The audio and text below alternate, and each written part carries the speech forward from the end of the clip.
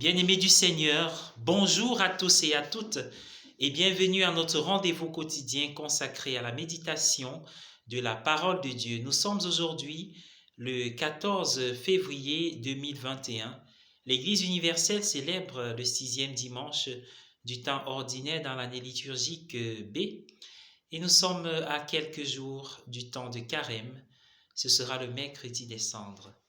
En ce dimanche, l'Évangile est un extrait du premier chapitre de Marc, versets 40 à 45. Installez-vous bien, c'est l'heure de la halte spirituelle. Oui, bien-aimés, vous savez très bien le sort réservé dans l'Ancien Testament aux lépreux. Le texte du Lévitique au chapitre 13 indique très bien la sentence et décrit leur mode de vie, ce qui leur était imposé. On dirait un poids, une corvée qui s'abat sur leurs épaules. Comment pouvons-nous imaginer des personnes vivre dans ces conditions, dans l'exclusion totale, le rejet et la discrimination, et avec encore le poids des contraintes qui leur étaient imposées, mode vestimentaire, mode alimentaire, et le fait d'être isolés, loin de leurs proches, de leur famille. La situation que nous vivons actuellement dans le monde nous fait penser à ces situations où nous vivons une solitude, un manque qui nous ronge de l'intérieur. Il y a la lèpre physique, mais aussi il y a la lèpre spirituelle. Mais à l'époque biblique, la lèpre physique était tout de suite associée à la lèpre spirituelle, car avoir un mal de la sorte ne pouvait être que la conséquence d'un péché par soi-même ou descendant, n'est-ce pas, de ses propres parents. Et le prêtre dans cette société avait pour mission de poser le diagnostic qui devait décider de l'avenir de cette personne. Il devait ausculter, il devait consulter, il devait diagnostiquer toutes les plaies, les blessures, il devait voir tout ce qu'il y avait comme entaille afin de pouvoir déterminer s'il s'agissait d'un cas ou non de lèpre et le concerné devait donc quitter la sphère, la communauté sociale. Dit qu'il pouvait se tromper. À tort ou à raison, ces personnes méritaient-elles une pareille vie loin des leurs? Et voilà que Jésus arrive dans l'Évangile comme pour rompre ces discriminations et détruire les barrières. Il vient manifester le véritable visage et la vraie volonté de Dieu. Parfois, nous croyons être sur le bon chemin pour faire la volonté de Dieu alors que nous en éloignons. Jésus brise deux interdits. Tout d'abord, il touche le lépreux. Donc, il n'a pas peur de la lèpre, du péché, il n'a pas honte de notre nature.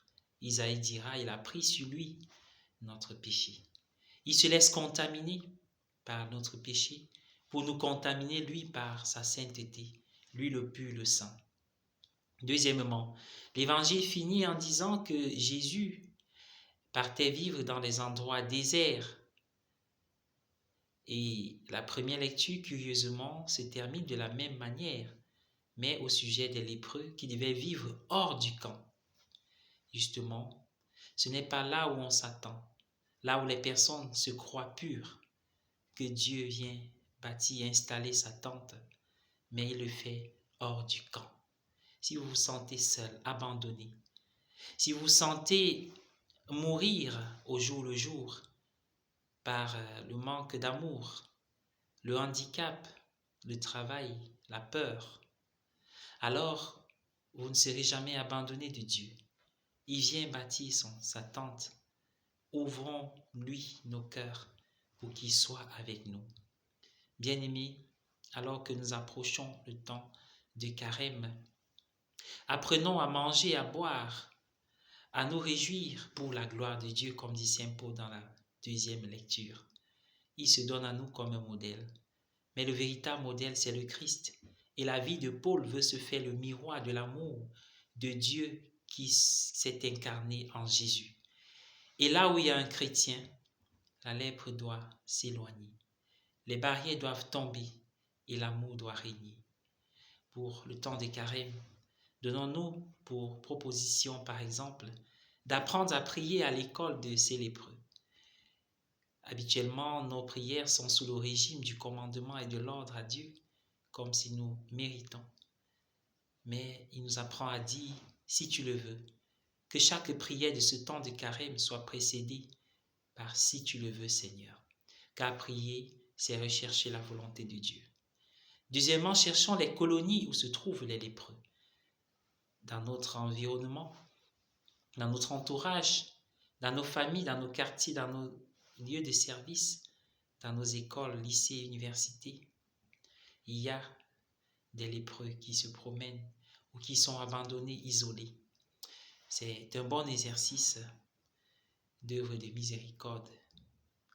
Et enfin, alors que nous célébrons aujourd'hui la Saint-Valentin, que le Seigneur puisse toucher tous nos amours, nos cœurs, pour les guérir, les purifier de l'intérieur.